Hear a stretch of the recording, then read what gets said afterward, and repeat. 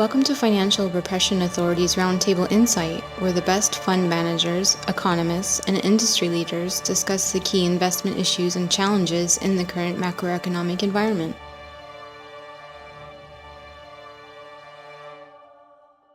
Hi, welcome to FRA's Roundtable Insight. This is Richard Bernoulli. Today we have Nick Barisheff and John Crowley. Nick is President and CEO of BMG, which offers a wide variety of strategies, products, and services for clients looking to integrate bullion into their portfolios. His first book, $10,000 Gold, Why Gold's Inevitable Rise is the Investor's Safe Haven, is a must-read for investors interested in the concept of sound money. And John is former partner with Ira Harris at Sinclair & Co. back in the 1970s and early 80s. He specialized in precious metals mining shares and wrote the weekly commentary on the shares in the Sinclair & Co. newsletter that had over 25,000 subscribers. Welcome, gentlemen. Welcome. Thank you. Yes, thank you for having me. Great. I thought we'd begin with a broad macro view of the global economy and the financial markets, and in particular, the precious metals markets. Maybe we can start with Nick, your thoughts? Well, thank you. I think the two themes that are playing out, they've been theories, but now they're not theories anymore. And that is a combination of stagflation and financial repression. Now, for the moment, gold has been relatively flat because a lot of people are expecting the central banks to raise interest rates. But the issue is they raised interest rates throughout almost all of the 70s, and the gold price went up. So what's key to understand, which ties into financial repression, is that the interest rates are negative.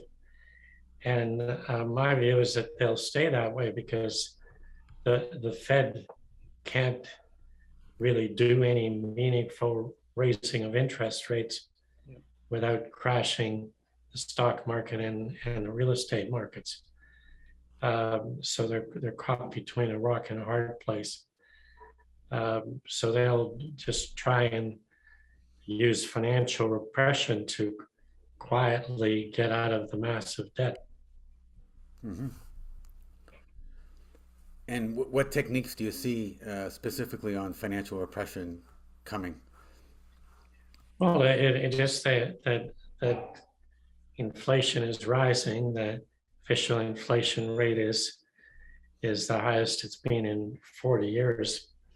But if you go to John Williams' shadow stats, he's got inflation running at about 15% based on the 1980s methodology of calculating it.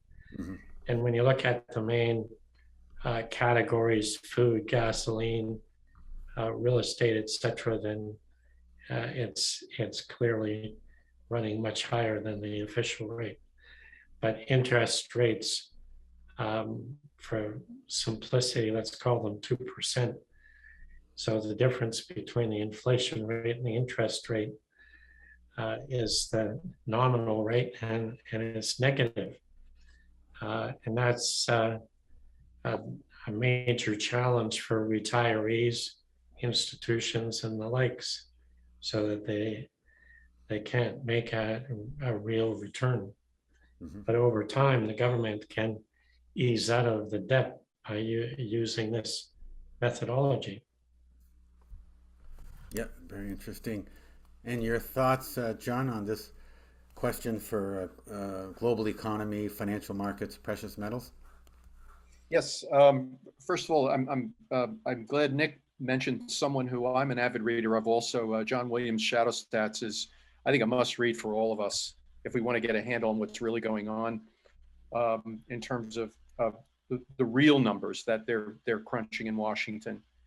I want to build on what he was saying just a moment ago and talk about one of the biggest dangers and the byproduct of artificially low interest rates, or zero interest rate policy, as we call it, and that is the excessive leverage that exists out there right now.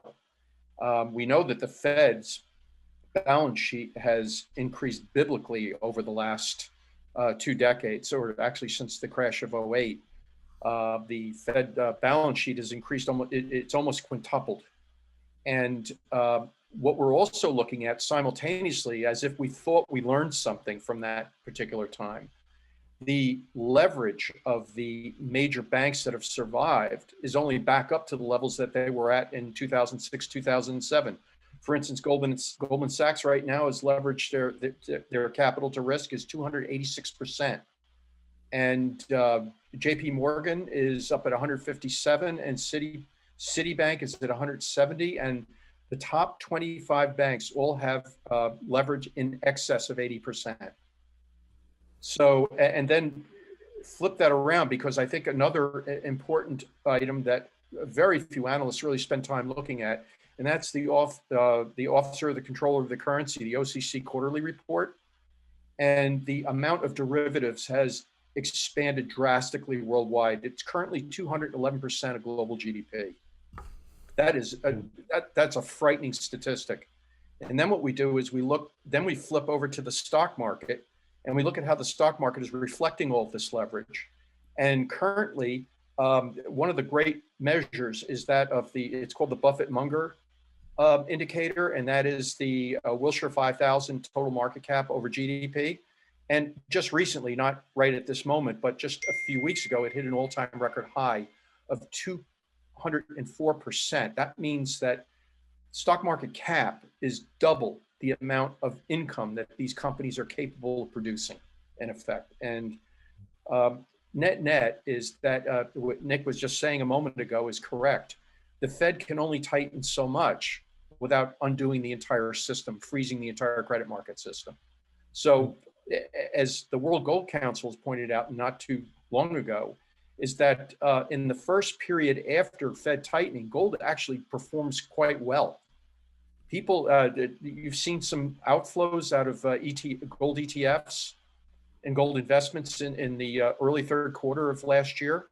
But net is that gold tends to do extremely well in early periods of tightening by the Fed. So that, coupled with the fact that Indian gold demand is increasing along with Chinese gold demand, the premium on the Shanghai Exchange for physical gold is back up to 7.5%. You want to take physical delivery. Jewelry demand is looking robust again. The fundamental picture for gold is improving. There is a supply overhang right now, but I'll give you a quick photograph. 1968, when everybody was afraid the gold window was going to close, and the Swiss were making noises about taking delivery of their gold from the Fed, 5% of all assets under management were in gold-related items. Back then, Americans were not allowed to privately own gold. So they were in numismatic coins and mining shares, a variety of other investments. But overall, globally, 5% of all assets under management were in gold-related items. Today, it's only 0.03%. So imagine just a 0.02% increase. That would wipe out the overall surplus that currently is overhanging the market right now between supply and demand of gold. Mm-hmm. So long term, I think the picture is very, very favorable for gold. And what concerns me is that we didn't learn anything from the '08 crash. We're right back at it again. And the leverage from what I see is far worse than it was before. So any tightening right now is going to have a much, much more pronounced effect on financial assets than it did before. Right. Yeah, I agree with pretty much all of your points. And when you consider the equity markets, whether you use the Buffett ratio or any of them, we're either at the 1999 highs or the 1929 highs. Right. So it's a historic bubble of unprecedented proportion. It's the longest running bull market in history, and it's well overdue for a correction. And when you look at the fact that we've got about 345 trillion in financial assets, stocks and bonds, and only 0.5% in gold, if 5% of those investors were to move into physical gold, that means there would be 17 trillion looking to buy gold. And you couldn't increase mine supply to meet that demand. So the only thing that can adjust is price. And it's with that in mind that you get well over $10,000 an ounce on just a 5% movement. So that's about a matter of time when that comes in. Now, and many investors seem frustrated with gold that hasn't done much and so on, but in reality, gold has averaged 10% annual increases in virtually all the currencies since the year 2000. Now, most institutions like pension funds, they target for 6, and many of them don't get that. And other than 4 pension funds, none of the institutions own any gold. So the thing that they, seems to be missing in the institutional level and many investors is that you can do the math 10 ways to Sunday, but if you add gold to a portfolio, it improves the returns of the portfolio and reduces the risk. So it's just a question of time before that trend, kicks in. What do you think has been the stumbling block for that to happen? Like, what is preventing pension funds, insurance companies to put some significant investment? Well, I think it's, all the psychological barriers of complacency, normalcy, bias, that type of thing. This is what they've been doing for the last 20 years, some degree of success. And it's very hard for people generally to adapt to a paradigm shift in any way. They don't adapt to that readily. Ray Dalio has written extensively about how we're in the midst of a paradigm shift. In the next 20 years will be mere opposite of the last 20 years. Mm-hmm. Very interesting. And your thoughts, John? I think one of the, I think what we're doing is we're really complementing each other here because we see the same problems existing in the international credit markets, which basically feed into the equities markets. And that is that here in the United States, you've had a zero interest rate policy now for almost, over 15 years. And here's what the Fed is doing. They're basically taking the taxpayers' money and they're handing it over to the banks, the only few banks that are left after the crash. And what you have is, for instance, Goldman Sachs taking all of their securities and going to the discount window and getting 100% of the value, the market value of those shares in return to go ahead and do what the Fed tells them to do. Just keep buying stocks. Don't worry, because we'll backstop you. Anytime the market has a sharp down day at 3:40, when they publish all the order imbalances on the floor of the New York Stock Exchange, the Fed steps in, and if the market's down sharply, they start buying stocks just en masse at the Goldman Sachs and JP Morgan trading desks to prop the markets up. So in effect, what they're really saying is that don't worry. If you screw up, we've got you covered. We'll take care of, we'll clean up your mess. Just keep going to the discount window, just keep borrowing money and just keep buying stocks, and we'll take care of you. But ultimately, this is going to backfire. And in abbreviated form, Nick pointed out the amount of money overall invested globally in equities and bonds. The problem is the exits aren't big enough. And the specialists on the floor have been through this before. Black Monday was the first time it happened, where they just stopped answering their phones, even though legally they were required to, because they couldn't get short because of all these program trades who didn't have to follow the 0+ tick rule. And you had all this other shadow trading, and these guys could not get out ahead of this thing. And so they just stopped answering their telephones because they knew it was on the other end of it, sell orders, which they couldn't accommodate. And you'll see the same thing again, especially when you have all of this electronic trading now taking over most of the volume. there's nobody monitoring what a market maker is doing. If you work on the floor of the New York Stock Exchange and you're a specialist, you're required to make an orderly market in return for having the book to see what both buy and sell orders are. So if you're trading on a computer, how do they monitor you when you say, oh, I was in the bathroom when that sell order came across?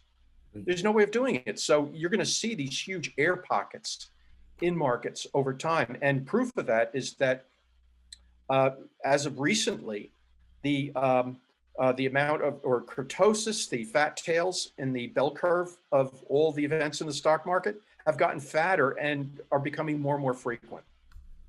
So the volatility is increased, and any old timer knows that markets are poor volatility, and that's what the markets are subject to day in, day out now. Mm-hmm. I guess that's the problem. To understand this, you have to be an old timer like us. Right. One of the advantages of getting old. Yeah. The other thing that makes this, ties both of these themes together is the margin debt, and it's increased by over 200% since the 2008 crash. So when this market turns and the margin calls get made, it'll exacerbate the downward draft to a point possibly where the Fed won't be able to step in fast enough. Mm-hmm. And Funny, John, there was an interview that I watched Jim Grant do on 60 Minutes. No, it was on C-SPAN. And the interviewer was kind of naive about how the Fed operates. And he looked at Jim Grant and he said, "Do you mean to tell me that the Fed can create $1 billion like that?" And he just smiled at the interviewer and said, "Faster than Alexa." So, well, that's gets to the root of everything, that people never knew what it was like to be on the gold standard and how stable things were, and don't really understand money creation. And to most people, they wouldn't believe that the Fed has the ability to create an unlimited amount of currency with no restraints whatsoever. mm-hmm. And that gets to the question on the millennial generation. Do you see them as being unaware of the potential for precious metals? Like a lot of them are piling into these cryptocurrencies. What are your thoughts on that, Nick? Well, in theory, cryptocurrencies can be better than pure fiat money. But the first thing is you have to add up all the fiat currencies. You can't just limit it to Bitcoin and say that there's a restraint. When you take them all into account, there isn't a restraint. So there's just as much cryptocurrency being created as a total as the Fed's creating US dollars. The second thing is that you have stable coins, but stable coins have no regulation whatsoever. The US is looking into regulating them like a bank. So they'll need audited statements and so on and so forth, none of which they have now. But the real issue is that the Western governments are creating their own government-created cryptocurrencies. And China has already banned cryptocurrencies. Russia's in the process.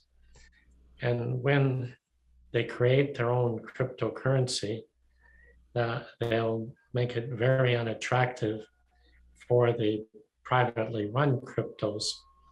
If you had a monopoly to create money out of thin air, why are you going to put up with any competition? Right. So one way or another, they'll be taxed into oblivion or regulated out of existence. Right. And what they've done in the past, in some cases of digital currency, is they either set you up with some bad players, or you started, because of the anonymity of it, you're inevitably going to have money launderers, pornographers, and drug dealers. So at some point in time, you get raided and everybody gets arrested. Now it's harder to find who to arrest in cryptocurrencies, but yeah, you can deal with people that are using it. Mm-hmm. And your thoughts, John? I heard Warren Buffett bring up a very valid point that it has always been in the back of my mind when it comes to cryptocurrencies, and that is, why would I want to own something whose value hinges on what the next guy's willing to pay for it? Nick, you can attest to this more than anybody else. Somebody walks into your shop, buys a bar of gold, they're gonna see a known hallmark stamp on the bar itself, and you're going to give them a statement of assay to go along with it. So you're verifying that it's at least 3 nines, maybe 4 nines, fine. Right. And with that, you could take that bar of gold anywhere, and there's absolutely no counterparty risk at the end of it. And more importantly, it's universally accepted as store value. Well, exactly, and it's solid, and that's what I think we're gonna transition into, where physical assets, whether it's gold or real estate or even art, where you have something tangible backing the value, rather than just a price based on the sort of the greater fool theory, who's willing to pay you more than what it costs you. Mm-hmm. Exactly. Yeah, you mentioned That's where they yeah, go ahead. talk about, like with gold and silver, is the fact that you've got a floor to the value, which is the cost of production. Absolutely. And that we're in an area where production is scheduled to decrease. There hasn't been any significant discoveries, big discoveries, so on. And it's actually worse in silver, because silver is got both a supply and demand problem. On the supply side, 80% of silver supply is byproduct. And on the demand side, when it's used in electronics, there first of all isn't any other choice. And the price of silver to the end product is insignificant. So like in an iPhone, you may have a 50 cents worth of silver, can't use anything else. And it doesn't make any difference to the price of the iPhone, whether silver is 20 bucks or 200 bucks. So that's a very unusual anomaly. So as the price of silver rises, the demand can't, or sorry, the supply can't rise up to keep the price suppressed.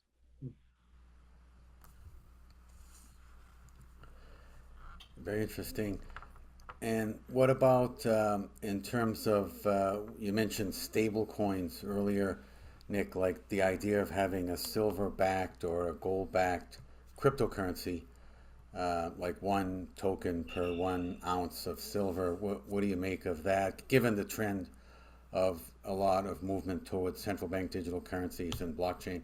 Would that not make sense? Well, again, the transparency on that and the third-party verification, it's one thing to say you've got the coins, but it's another thing. Like, we go through a great deal of trouble for high net worth investors to buy physical bars from us, and they're stored at Brinks. It's quite a process, because to own a gold bar, you have to have a title document that has the refiner, the serial number, the exact weight, and the exact purity to identify which bar is yours. So, for example, in our funds, we have to pay a storage fee to a custodian. If we bought unallocated gold or certificates, there would be no storage fee. We wouldn't have to pay anything. But then I don't own the gold. The investors don't own the gold. And that defeats the primary reason to own it. You actually have to own it. So the stable coins would be a good idea if the transparency was there to verify that they in fact have allocated bullion backing the thing. Your thoughts, John, on the stable coins? Well, yeah, I mean, another way of looking at it is simply asking, why don't the central banks simply go back to the gold standard? Because it's really this, you're bringing up the same problem. You need transparency, you need regulation, and I don't think any of the regulators, or more importantly, their bosses, the politicians, want to be tethered to this. They want the freedom. As one commentator once said, no politician ever lost a vote by electing to print money. That's right, exactly. And I think they lose a lot of their freedom if they adhere to these disciplines. They can't get away with a lot of the shenanigans that they've been up to as of late. Exactly. So until there's some kind of a major restructuring or a crash, that they're not going to go along with any kind of a voluntary reset in terms of the financial system. They have to be dragged in kicking and screaming, and they have to form all these committees and hearings, and how could this have happened? And it's all paraded on CNN and live television, and it's all bad kabuki, basically. That's right, exactly right. And yeah, so we've talked about a lot on gold and silver. What about the other precious metals like platinum, palladium, and even rhodium? Your thoughts, Nick? Well, there again, these are like when you look at all the precious metals, gold is primarily a monetary asset with secondary commodity applications. Silver is sort of 50-50 monetary and commodity. Then the rest, platinum, rhodium, etc., are primarily commodities. So then it's a supply-demand thing. But for example, in platinum, you have the same situation as silver, because if you have a diesel truck that's worth 150,000, you might have $50 of platinum in it, but you can't make any diesel trucks without the platinum. And in the case of diesel, you can't replace it with palladium. So in all cases, you've got a commodity that's not replaceable by a cheaper commodity. You have to use it, and it's insignificant to the end price of the product. I have something to add to that. I don't know if you, Nick, I don't know if you recall, but back in the, when was it? It was the early 80s that Jim Sinclair, my partner, spearheaded this new investment fund to invest in, quote, strategic metals. Mm-hmm. I don't know if you recall. And it got a lot of interest before the fund lifted off the ground. And I was sent over to London for about 3 months to do a lot of research on these particular metals, because that was the major trading center for all of them, including platinum, rhodium, and these are all precious metals that were used for industrial purposes. And one of the things that I found was the key point that you're bringing up, plus the other issue, was that this market was basically a closed shop. It was between the producers and the wholesale suppliers, the refiners of these metals. And the public had no business getting in the middle. And the problem with platinum, perfect example, is that yes, platinum is a very, very tight market relative to gold and silver, but the problem is it's a double-edged sword. It works the other way. All of a sudden, a huge supply of platinum has to show up on the market, and the price comes crashing down relative to gold and silver. So that's the reason why I came back after the firm spent all this money sending me to London, flying me over there on Concorde, all this other nonsense. And I come back and Jim asked me to do a write-up on my findings. And I said, I can tell you right now in just a couple of sentences. And he said, what? And here he was, he went through all the regulatory approval issues and all the expense. And I said, I said to him, very simple, one sentence, not for the public. And he went berserk. I almost got fired. but that was the case. The only place where there was any wiggle room for the public and institutions to get involved on an investment basis was by buying the companies that mine this stuff. And they were minority, or they were minority companies inside of bigger mining companies. So it was a very diluted play. And at the end of the day, the public had no business being in it. Well, there's one factor that particularly applies to the rare metals, and that is that if you're a manufacturer that requires it, buying futures doesn't help you, right? Because you need the actual metal, and we've had a small taste of what that means in the microchip market. Like, you don't have the microchips, you don't build the end product for a relatively small part. So at some point in time, whether it's an Elon Musk or whatever, because it happened in 1998 when Ford bought, I think it was $5 billion of palladium and took physical delivery, because without palladium that was needed for gasoline catalytic converters, you don't make any cars. And it doesn't do you any good buying paper futures of palladium. You still can't make any cars. Right. So at some point in time, that realization is going to register on the big users of it, and they'll buy huge amounts just to stay in business. Right. So in terms of the evolution, as you talked earlier, Nick, on the cryptocurrencies, if we get this increasingly regulated market or outlawed altogether, do you see some of the assets currently in the cryptocurrency market going into gold and silver? Well, that's one attempt. I mean, you can have stable coins backed by real estate, by food, by whatever. So as long as it's regulated and the collateral backing is in fact there, then that's one thing. But whether it is right now or not, we'll see how the implosion of Evergrande will ultimately, they could affect the number of stable coins that then move up and affect the likes of the Bitcoins. So just that one kind of move.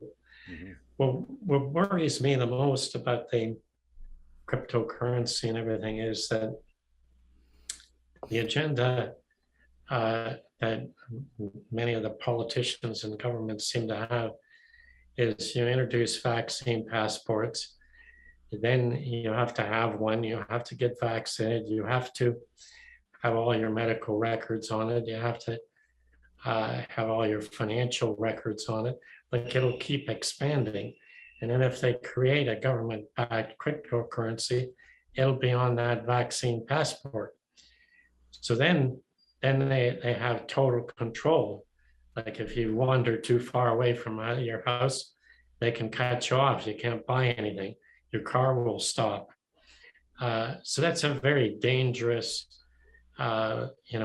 development to look at it, but that's what they're trying to implement. Yeah, very interesting. And your thoughts, John?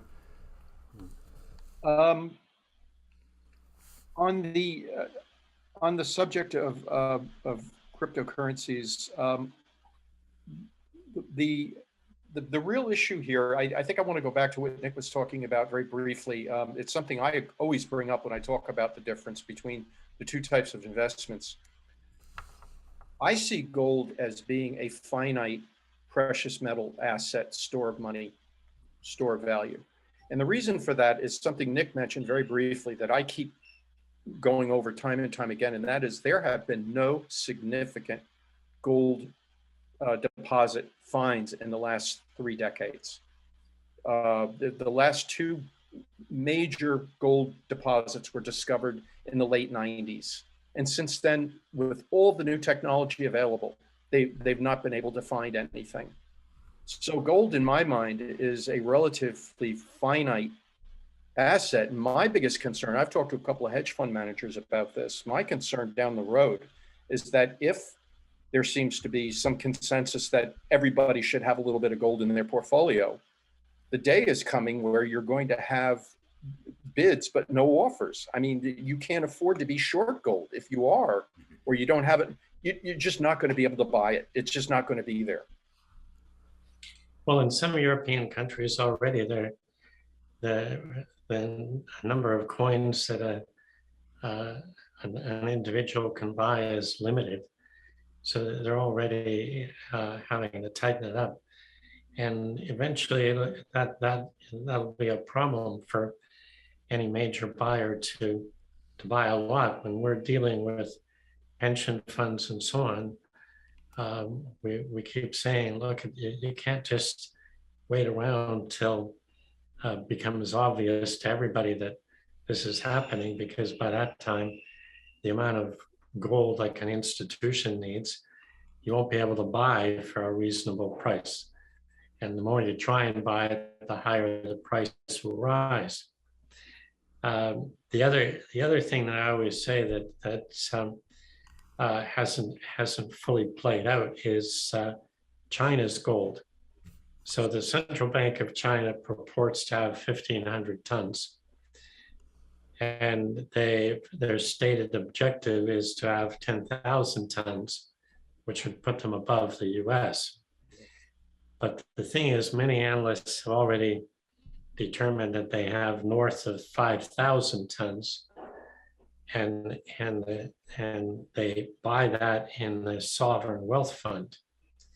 And they can move it from the sovereign wealth fund to the central bank anytime they feel like it. But in the meantime, the sovereign wealth fund doesn't report anything to anybody. But the question will become, if they ever turns out that that's true, and they do move, say, 5,000 tons from the sovereign wealth fund to the central bank, the question is going to be, where did they get that 5,000 tons from? Because if you look at GFMS and CPM, which are the reporting services, they've accounted everything right down to the fraction of an ounce. So the only place this could come from is leased gold that the authorized participants, redeem from the ETFs and then sell the gold to China rather than paying it back to the central bank. So when this happens, it'll become obvious to everybody that the Western central banks are just holding a bunch of paper IOUs from the bullion banks, and that they have a lot less gold than they purport to have. And China has all the gold, and the gold isn't coming back. There's Nick, there's a very interesting series of videos. You may have heard it. Do you know who Grant Williams is? Have you heard of Grant Williams? Yeah. I saw an interesting one of his videos. I recommend him to everybody. I saw the video about a year ago, and he showed all of the data relative to all of the major storage facilities in Rotterdam, Zurich, Geneva, New York, and in London. And basically, in a nutshell, it appears as if all the Western gold vaults are being empty. Mm-hmm. And another thing, and the question is, well, where's all this gold going? And according to the vaults, they're being sent eastward to India and to China. And the other thing that I find interesting is that the two major gold depositories in the United States, of course, are Fort Knox, and the other one is just down the road from here, a couple of miles, in West Point. The balance sheet of West Point has changed the classification of their gold holdings. And as an accountant, the only, knowing GAAP, generally accepted accounting principles down here, the only reason for doing that is if there is some type of encumbrance on that particular item on the balance sheet. So I'm just saying to myself, either somebody is claiming that they own this, or that there is some type of transaction that's occurred that in the future is being sent to a prospective buyer. So I'm thinking that on top of what you're pointing out, which is valid, you have that plus the fact that we know that the vaults in the West are being emptied as we speak. Right. Well, when I started BMG, one of the first books I read was Frank Vanarusso's book, The Gold Book. Right. And it was probably the most expensive book I've ever bought. It was $900 at the time. But he detailed in great detail the amount of outstanding gold leases at the central banks. And then a couple of years later, he updated it. And from what I remember, the update was that there was 16,000 tons of leased gold outstanding out of the 32,000 tons. And this is really bizarre kind of rule that a central bank can lease its gold to a bullion bank. The bullion bank then does whatever they want with the gold. And the central bank on its balance sheet still shows that it owns the gold. Right. Which it does, because a lessor retains title to the asset. But if the asset is in China and it's not coming back, it's a moot point. Exactly. It's simply a piece of paper and nothing more. Good luck defending it. Yeah, but then you see the implications of that is, if this does ever play out, what does that do to the dollar? Yeah. And many of the other Western currencies when it becomes obvious that there is no gold backing whatsoever. Right. Just like Canada. Yep. Yeah, sold all of its gold. This is another point that I wanted to touch upon, and that is that I have been saying this for some time now, but I think we're closer to it than ever. I say de facto, it's already happened, but de jure, I mean, per law, per the Bretton Woods Agreement, I think it's maybe 4 to 8 years away, and that is the United States dollar losing its reserve currency status. That's right. Well, it's well past due the length of time, for reserve currencies to have survived. So it's already past due for that. But if it loses its reserve currency status, then the U.S. becomes a third world country overnight. Exactly. And if this happens, then there has to a very brilliant hedge fund manager who's passed on suggested this to me. He said, by the time that happens, he says the United States government, and maybe some of the other Western governments as well, but particularly the U.S. government, because we've toyed with this before, will impose very strict exchange control rules here in this country that'll really limit the amount of capital that can flow out of the United States. That's right. Mm-hmm. Yeah, they'll have no other choice. And just to finish up, a last question: your potential price targets, if you have any, for gold and silver through the rest of this year and into next year, Nick? Well, the question is if the markets move somewhat normally, just continuation on the theme, then we'll probably get over $2,000. But if there's a mother of all market crashes, and the thing is, when the equity markets crash, so will the real estate markets. And if that happens, then the sky's the limit in terms of, because then, like I say, some portion of the 348 trillion is going to panic and try and buy gold. So that's when you get an unlimited, price rise. And when you look at real estate, which will be affected the same way, it's also in a bubble. Its Case-Shiller real estate index is the same as it was at the peak of 2007. So it's also due for a correction. So these are just the things. And unlike the 70s, where we had a stagflation, we've got a much bigger problem, because we've got rising inflation, rising debt, and a supply chain problem. And nobody willing to go to work. Things aren't getting made, so effect on GDP is worse. Yeah, very interesting. And John? My turn. I feel like we're in one of those HGTV house shows where you have to guess the price of the house after you look at it. Yeah. I think what I'll do is I'll refer to a very dear late friend of mine who maybe you folks know, especially being up in Toronto.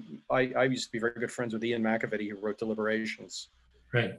Ian piggybacked a study back about, oh God, it was about 8 or 9 years ago. He did in one of his newsletters. And this individual actually presented the case, and it made a lot of sense then. I mean, now things have changed quite a bit, but he suggested back then, in around 2013, 14, that in order to create dishoarding in gold, you'd have to see the price get up to about $6,600 an ounce.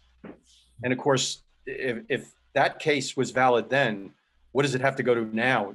We could be talking 8, 9, 10,000 an ounce, but God forbid if it ever happened. But when I wrote my book 5 years ago, $10,000 gold, I was like a lone wolf in the wilderness, and right. People thought I was crazy and everything. But now, Jim Rickards, everybody, a number of people have come up with estimates well in excess of 10,000, like 40,000 an ounce. The Rickards matches it to the money supply. So how much coverage do you want to have for the money supply and so on? So we get into very high numbers, and although these seem hard to imagine, but when you consider that in the German inflation, gold was 75 marks an ounce when it started, and a few years later it was 23 trillion marks an ounce. So you get into a hyperinflation, you get bizarre numbers. Well, it's been an awesome, insightful discussion. Gentlemen, how can our listeners learn more about your work? Nick?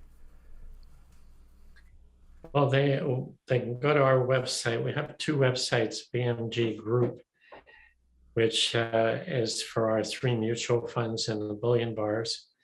And then we have another site called BMG DIY Investor. So this is for investors that do their own investing. So it's kind of an information portal of all the aspects of investing that they need to know to make a wise decision themselves. Great. And John? Well, I'm retired, but as you know, I work very closely with Ira, and I love being on these things, exchanging ideas with some very knowledgeable people like Nick. And I think someone like Nick is the type of person that somebody with a substantial amount of assets who are looking to protect their wealth need to go sit down and talk to, because Nick is obviously very knowledgeable, very cool, calm, collected, and approaches the thing as if gold is what I profess it is. And it's an insurance policy, something very similar to what you buy every month on your automobile and your home. And you just dollar average. I've learned over time that trying to time the gold market is a fool's errand. It's very difficult to do. So the next best thing to do is dollar average, and that is just take the same dollar amount every month around the same day and buy whatever amount of gold that the market authorizes you to buy. When it's up, you buy less. When it's down, you buy more. And that's really what you want to do, is create a solid, stable core position. That's right. Yeah, we've looked at all the technical analysis, and we found we haven't come one that actually works here. It's like throwing darts at a dartboard. Right. There's no consistency. Technical analysis seems to work on a broad-based, diversified thing like the S&P 500, but it doesn't work for a manipulated asset like gold, because the analysts at the Fed are looking at technical analysis, and then they move the markets whatever way they want at the time. So it's pretty useless in my view.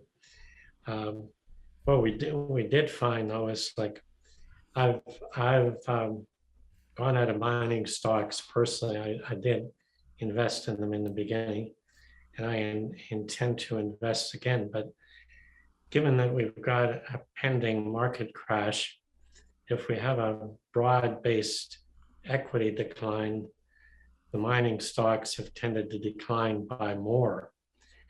And that's simply because they're so thinly traded compared to Correct. the regular equities and tech stocks.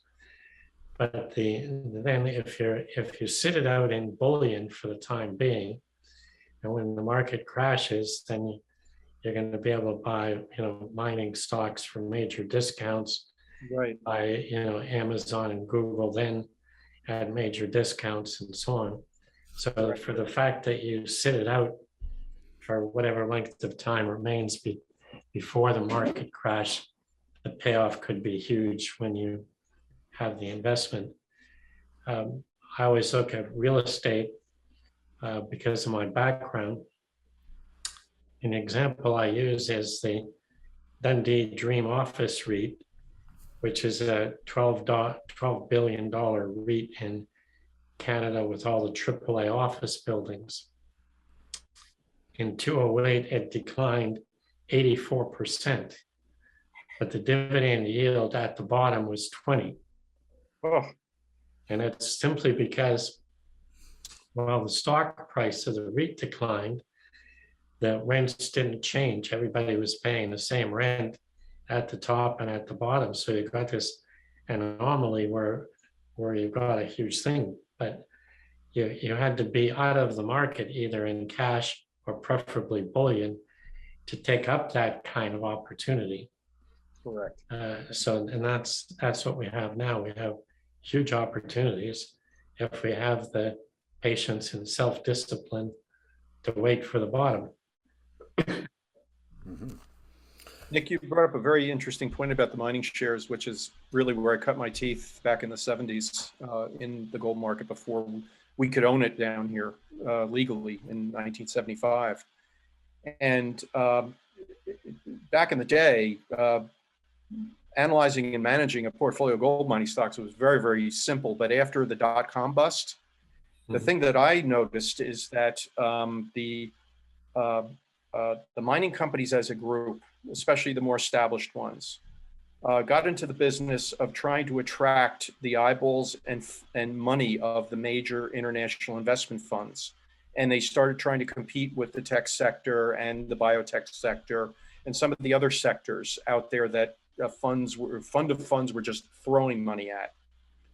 And what happened in order to attract these dollars or this money, they had to show blowout earnings each quarter. They had to compete on a quarter-to-quarter basis with all these other companies. The way they did that was they did what I call high grading, where they went to the higher grade sections of the mines, and they extracted that gold because the profit margins were going to be astronomical. And now what they're left with are mines that are depleted in terms of overall reserves and far more costlier to get those reserves out of the ground. So I think that in a general sense, I think the entire mining share strategy, the model's broken. And I don't know if it's ever going to be corrected again, given the finite amount of gold that we know exists.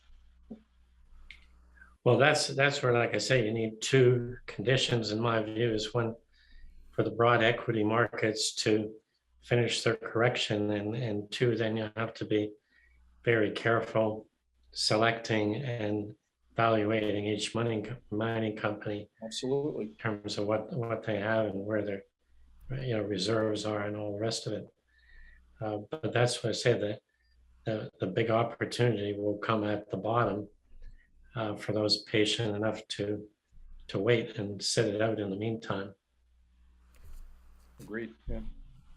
Great words of wisdom. Thank you so much, Nick and John. Thank you so much. And thank you, Rick. I really enjoyed it. It was a lot of fun. Nick, I appreciate spending some time with you. I learned quite a bit from you. Oh, yeah. No, me too. So Thank you. it's, good talking to you. You too. See you soon. Take care. I know. Thank you, Richard. Yeah, guys. The FRA Roundtable Insight Show is for informational and educational purposes only and should not be considered as a solicitation or offer to purchase or sell any securities. The investments, investment strategies, and investment philosophies discussed or presented on the show each involve their own unique risk factors which are not discussed on the show. Any discussions among the panel participants or responses to listener inquiries are based on the personal opinions of the panel participants and do not take into consideration the listener's suitability, objectives, or risk tolerance. Please be advised that you invest or speculate at your own risk.